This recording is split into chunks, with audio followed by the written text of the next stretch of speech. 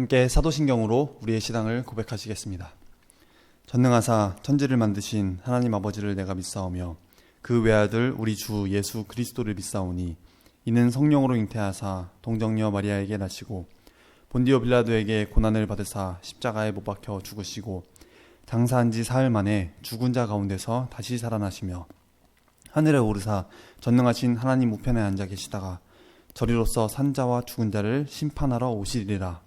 성령을 믿사오며 거룩한 공회와 성도가 서로 교통하는 것과 죄를 사하여 주신 것과 몸이 다시 사는 것과 영원히 사는 것을 믿사옵나이다. 아멘.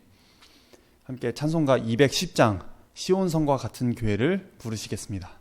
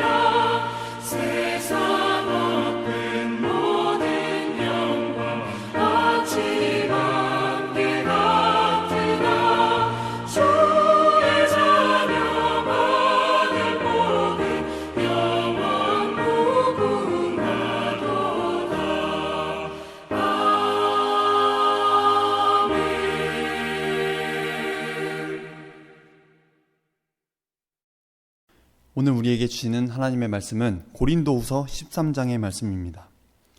고린도후서 13장 1절로부터 13절까지입니다. 함께 읽으시겠습니다.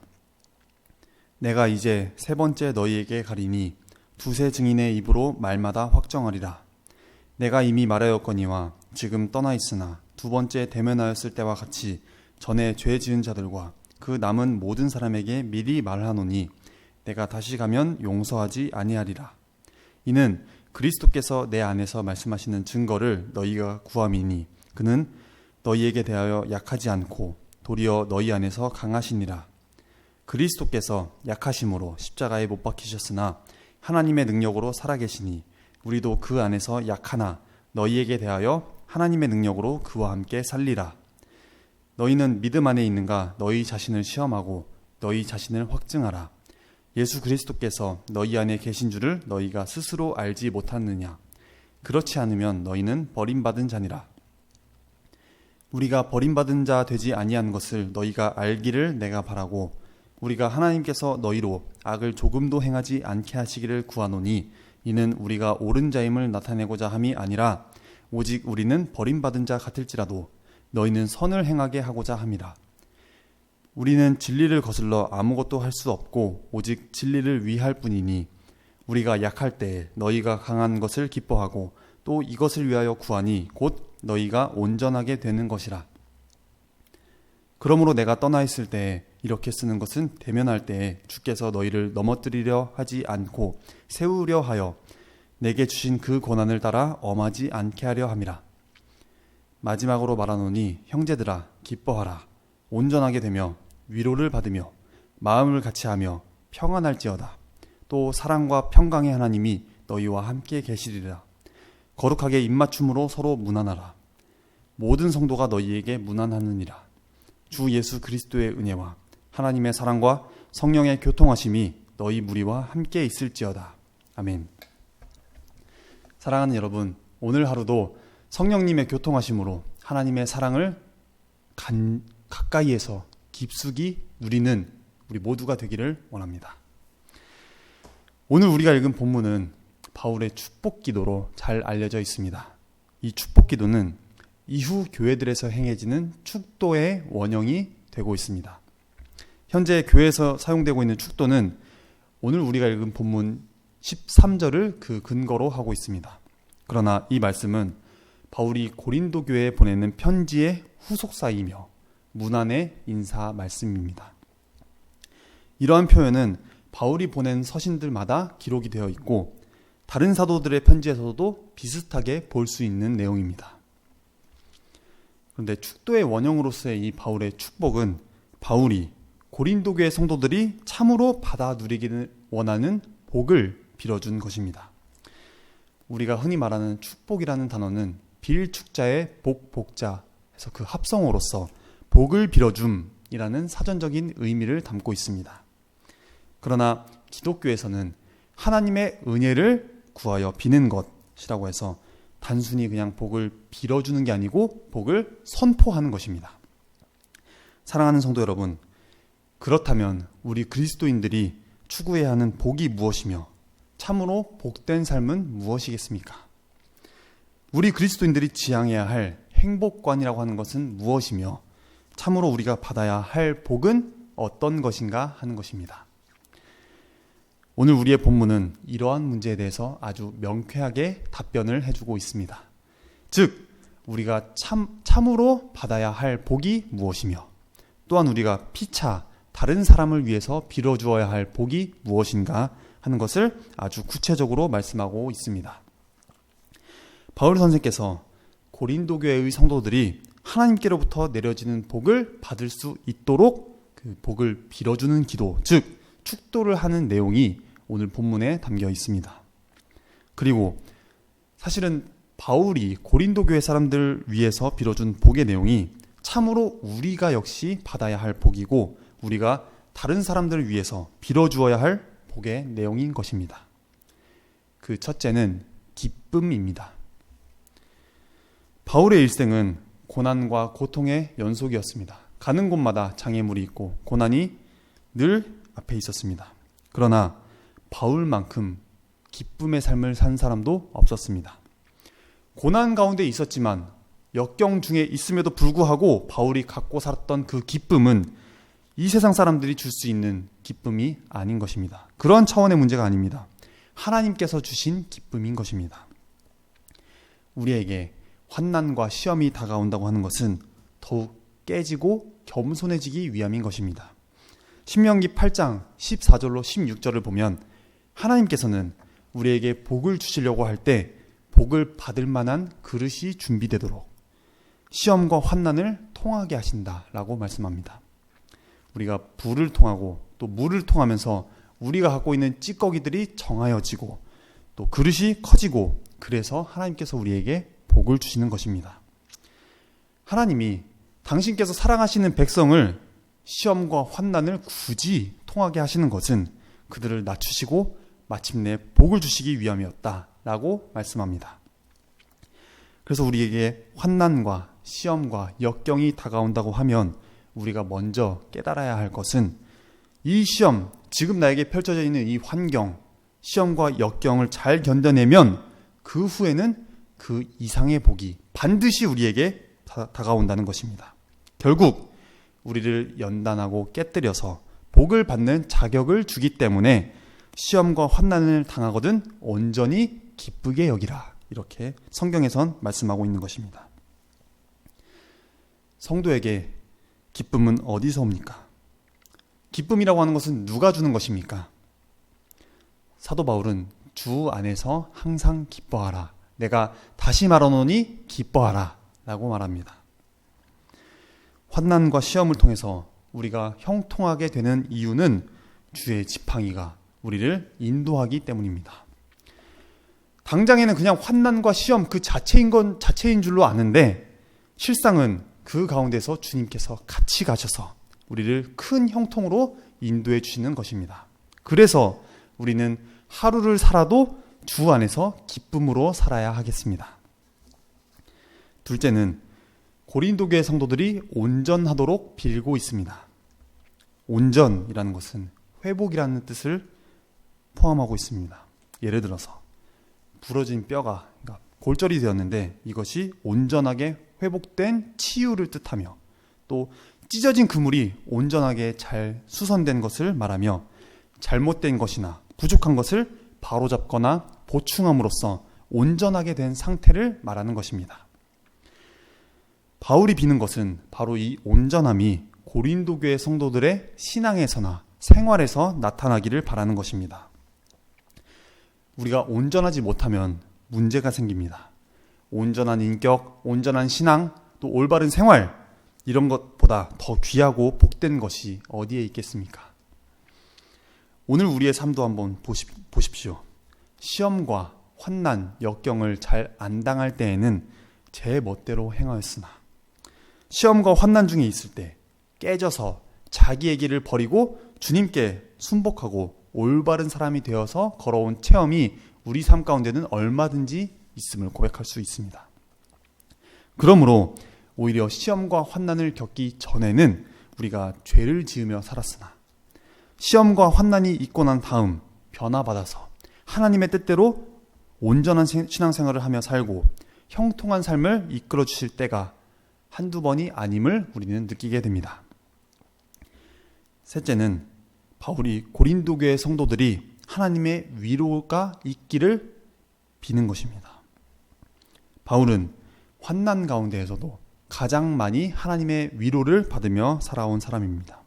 이토록 바울이 받은 하나님의 위로가 고린도 교회 성도들에게도 동일하게 내려지기를 바울은 빌고 있습니다. 여러분, 우리의 삶이 얼마나 힘겹고 고통스럽습니까? 이 힘겨운 세상, 고통스러운 삶에서 참으로 필요한 것은 하나님께서 내려주시는 위로인 것입니다. 우리는 서로 이 같은 위로가 있기를 빌면서 사는 사람들이 되어야 하겠습니다. 넷째는 고린도 교회 교인들이 마음을 같이 하는 복이 있기를 위해서 빌고 있습니다. 우리는 고린도 전서를 통해서 고린도 교회가 갈등과 분열로 인해서 어려운 상태에 있음을 알고 있습니다. 갈등과 분열이라고 하는 것, 이것들은 우리를 불행하게 만듭니다. 개인적인 일, 가정적, 그리고 사회적인 일, 심지어는 나라에서도 많습니다. 여러 사람이 살다 보니까 갈등과 분열이 생길 수밖에 없습니다. 피하기가 힘든 것입니다. 교회도 다르지 않겠죠. 다양한 사람들이 모이기 때문입니다. 물론 교회 안에는 모든 사람이 예수를 그리스도로 믿는다라고 하는 강력한 동질성이 있습니다. 그러나 이 신앙 고백을 제외하고 나면 우리는 너무도 다른 사람들입니다. 성격이 다릅니다. 배경이 다르고 출신도 다르고 학력이 다르고 고향이 다릅니다. 이런 다양한 사람이 한 곳에 모여서 함께 어우러져 사는 곳이 교회인 것입니다. 물론 다양성이라고 하는 것은 하나님이 주신 축복이죠. 다양한 것은 아름다운 것입니다. 교회는 독창을 하는 곳이 아니고 합창을 하는 곳입니다. 그런데 이 다양성이라고 하는 것을 우리가 인정하지 못하기 때문에 교회 생활에 얼마나 많은 갈등과 분쟁을 겪으며 살아왔습니까? 고린도 교회는 그동안 여러 의견을 주장했던 당사자들이 있었습니다. 그런데 각각의 주장이 정말 강했습니다. 다양하지만 서로 자기가 강했던 것입니다. 그래서 문제가 적지 않게 벌어진 것도 사실입니다. 그러나 그럼에도 불구하고 꼭 내 의견만 받아들여져야 되고 내 의견이 관철되어야 한다고 밀고 나가지 않는 것입니다. 이것이 중요합니다. 민주주의 시대에 독재를 하느냐, 다양성을 말살하라는 것이 아닙니다. 획일화된 시스템을 강요하자는 것도 아닙니다. 물론 우리가 내 의견을 개진할 수가 있습니다. 여러 각도로 내 뜻을 이렇게 해야 되지 않겠습니까? 여러 각도로 표현할 수도 있고 때로는 주장할 수도 있습니다. 그러나 내 생각이 또 내 경험으로 비추어 봤을 때 아무리 옳다고 해도 꼭 옳은 것이 관철되라는 것은 아닙니다. 중요한 것은 이것입니다. 우리 하나님께서는 살아계시며 그리스도가 교회의 머리라는 것입니다. 정말 내 의견이 옳다고 한다면 내가 지금은 한 발 벗어나서 양보한다고 하더라도 기어이 마침내 하나님께서는 그 옳은 것을 결정해 주실 것이라는 믿음을 가지는 것도 우리가 가져야 할 자세인 줄로 믿습니다. 하나님께서 하실 것인데 내 입장이 조금 앞서더라도 조금은 주장하다가 뒤로 물러서는 것입니다. 양보해보는 것입니다. 교회 생활에서 갈등을 느낀다고 하는 것, 이것은 좋은 것입니다. 내가 교회에 관심을 두고 있다는 뜻이고 교회의 중요한 한 일원이 되고 있다는 것을 의미합니다. 우리 교회도 여러 사람이 모이는 곳이기 때문에 하나의 사건에 대해서도 서로 다른 의견이 있을 수 있고 불평도 있을 수 있습니다. 또 긴가민가한 사람들이 없을 수는 없을 것입니다. 사람들이 모이는 곳이라고 한다면 어디서든 언제든 마찬가지인 것입니다. 물론 그냥 다짜고짜 그냥 덮고 지나가서는 안 될 일이 있을 수 있습니다. 우리가 아내와 남편도 서로 마음속에 무엇이 있는지 솔직하게 서로 이야기를 해서 잘 조정해 나가야 더 멋진 가정을 이루어가지 않겠습니까? 그런데 정말 다양한데 이 다양성을 다 존중하면서도 마음을 같이 하는 것, 이것이 어떻게 가능한 것이겠습니까? 먼저는 교회에서 일어나는 갈등을 감정화하지 마시기 바랍니다. 에베소서 4장 6절에 보면 분을 내어도 죄를 짓지 말며 해가 지도록 분을 품지 말고 라고 말합니다. 그러니까 갈등이 있었을 때 갈등 그 자체가 문제인 것이 아니고 언제나 문제가 되는 것은 감정입니다. 감정을 초월하는 인격이 있고 신앙이 우리에게는 있습니다. 그래서 교회에서 일어나는 모든 문제를 감정화하려고 하지 마시기 바랍니다. 그리고 모든 성도는 나의 형제와 자매라는 것을, 그 사실을 알아야 하는 것입니다. 그냥 이 땅에 살아가는 동안만 몇 년 동안 우리가 잠깐 얼굴 보고 살 관계가 아니라는 것입니다. 영원히 주님의 품에서 함께 살아가게 될 천국의 가족임을 기억해야 합니다. 물론 교회 안에는 타협할 수 없는 부분들도 덜어 있습니다.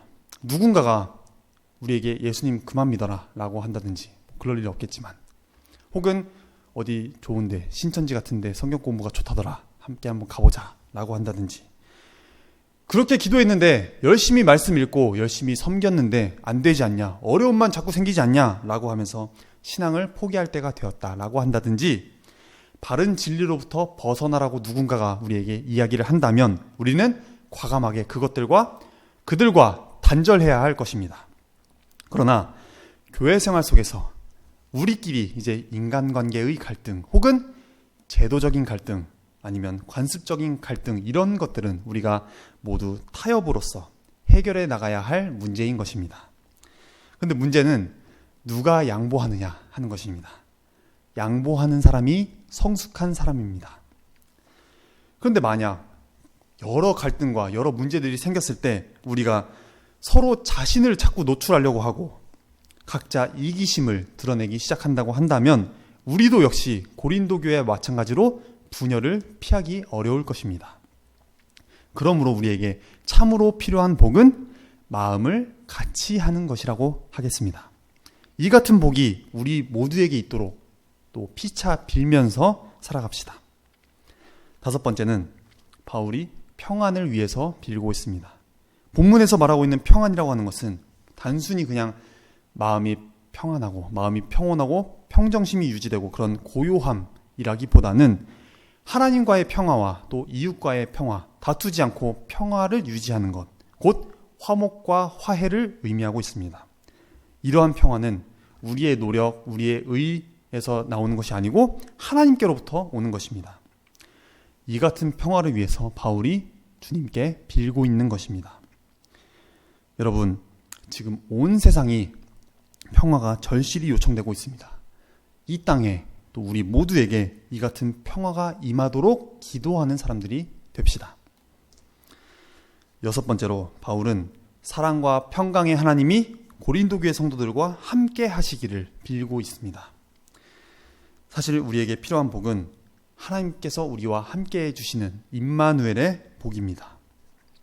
우리가 일반적으로 복이라고 세상에 살 때 복이라고 생각하는 그 부, 건강, 또 명예와 어떤 출신, 자리 이런 것들은 쉽게 우리 곁을 떠나버립니다.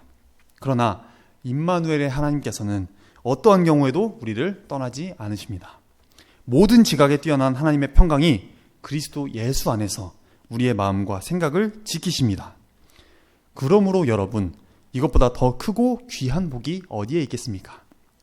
여러분, 이 귀한 복을 하나님께서 나에게 주시도록, 그리고 피차 다른 사람을 위해서도 빌어주며 살아갑시다. 그런데 여러분, 이제 우리가 마지막으로 주목해야 할 것이 있습니다. 그것은 바울 선생께서 고린도 교회 성도들을 위해서 기쁨과 온전함, 또 위로와 마음을 같이 하는 일, 그리고 평화와 임마누엘의 축복이 있기를 기도한 다음에 결론적으로 성부와 성자와 성령의 이름으로 축복의 기도를 한 일입니다. 이토록 바울 선생께서 성부와 성자와 성령의 이름으로 축도한 것은 고린도 교회 성도들이 받아야 할 복들이라는 것은 결국 성삼위 하나님께로부터 내려진다는 사실을 말하고 있는 것입니다. 누가 줄 수 있는 게 아닙니다. 세상이 가르쳐 줄 수 있는 것도 아니고 심지어 세상이 줄 수 있는 복도 아닌 것입니다. 사랑하는 여러분, 우리가 참으로 받아야 할 복은 성자와 성부 그리고 성령께서 주시는 것입니다. 무엇보다도 우리는 예수 그리스도의 은혜로 살아가는 것입니다. 그것은 우리가 오로지 예수 그리스도께서 우리를 구속해 주신 그 은혜로 인하여 구원함을 받았기 때문입니다. 그리고 이 같은 주 예수 그리스도의 은혜는 하나님께서 우리를 사랑하시는 그 크신 사랑에서 비롯된 것입니다. 그래서 주 예수 그리스도의 은혜와 하나님의 사랑을 보증하시는 이는 보혜사 성령이십니다. 보혜사 성령으로 말미암아 지금 우리가 보존되고 있는 것입니다. 이토록 바울의 축도에서 제시하는 바는 기본적으로 예수 그리스도로 말미암아 하나님께서 이루시는 구원의 사건을 전제하여 성도의 신앙생활과 또 교회 공동체의 생활에 관계해서 하나님의 축복을 비는 것입니다. 이 땅의 그리스도인들이, 즉 교회 공동체가 지속적인 예수 그리스도의 은혜와 하나님의 사랑과 성령의 교통하심으로 유지될 수 있도록 빌어주는 축복 기도인 것입니다. 그러므로 사랑하는 여러분, 예수 그리스도의 은혜와 하나님의 사랑과 성령의 교통하심에서 비롯되는 기쁨과 온전함, 또 위로와 마음을 같이 하는 복, 그리고 평화와 임마누엘의 복이, 그리고 그 복을 서로 빌어주며 사는 그리스도인들이 되도록 힘쓸 수 있기를 바랍니다. 이 세상에서 가장 아름다운 마음은 복을 빌어주는 마음입니다. 이 복을 빌어주는 마음은 다른 사람을 배려하는 마음이고 다른 사람을 베풀어주는 마음이며 또 누군가를 사랑하는 마음에서 비롯되기 때문에 복을 빌어주는 마음이 가장 아름답고 선한 마음이라고 하겠습니다. 세상이 점점 어두워지고 삭막해지는 이유는 나만 자꾸 축복받고 싶고 다른 사람을 축복해주는 마음이 없기 때문입니다. 이렇게 어지러운 세상을 따뜻하고 부드러운 세상으로 만들어가야 할 사명이 바로 우리 그리스도인들에게 있는 것입니다. 그러므로 하나님께 나와 축복을 받고 또 자녀들에게, 이웃들에게, 다른 사람들에게 하나님의 이름으로 축복하는 성도들로 살아가기를 간절히 원합니다. 기도하겠습니다. 우리를 사랑하시는 하나님, 오늘도 저희에게 생명 주시고 또 소망 가운데 살 수 있게 하심을 감사드립니다. 저희와 함께 하시고 주님의 평강과 또 사랑으로 덮어주시옵소서. 어려운 시기가 끝날 것 같은데 끝나지 않고 있습니다. 세상의 무거운 짐에 눌려 어렵게 살고 있는 교우들을 위해서 기도합니다. 기도로 마음을 비우게 하셔서 하나님의 시마다 때마다 들려주시는 음성을 밝히 들을 수 있는 저희 모두가 되게 해주시옵소서. 그래서 걱정과 근심을 기도로 바꾸는 모든 사람들 되게 해주시옵소서. 크고 작은 환난을 맞을 때, 또 장애물이 너무 두껍게 가로막혀 있을 때 우리가 낙심하지 않도록 도와주시고, 오히려 그것을 통해서 형통하게 하시는 하나님을 믿고 의지하며 감사하며 찬송하며 밝고 맑고 환한 마음으로 믿음으로 하나님의 영광을 선물로 받게 해주시옵소서. 하나님, 저희가 사람을 살리고 또 사람을 세우고 사람의 상처를 안을 수 있는 그런 사람으로 빚어주시옵소서. 믿음으로 살아가는 모든 과정에서 그냥 나 하나 살기에 급급해서 수습하기 어려운 인생이 아니라 예수의 사랑을 가슴 가득히 품고 주님의 인자와 자비를 모두에게 전하는 사랑의 사도들로 하나님 만들어 주시옵소서. 이제 건강이 상하기 쉬운 계절이 왔습니다. 우리 모두가 아프고 힘들지 않도록 주님의 천사를 보내주셔서 우리에게 건강으로 인하여 물질이 새어나가는 일 없도록 살피고 보호해 주시옵소서. 세상 끝날까지 저희와 함께 하시는 예수 그리스도의 이름으로 기도합니다. 아멘. 하늘에 계신 우리 아버지여, 이름이 거룩히 여김을 받으시오며 나라의 임하옵시며 뜻이 하늘에서 이룬 것 같이 땅에서도 이루어지이다. 오늘날 우리에게 일용할 양식을 주옵시고 우리가 우리에게 죄 지은 자를 사하여 준 것 같이 우리의 죄를 사하여 주옵시고 우리를 시험에 들게 하지 마옵시고 다만 악에서 구하옵소서. 대개 나라와 권세와 영광이 아버지께 영원히 있사옵나이다. 아멘.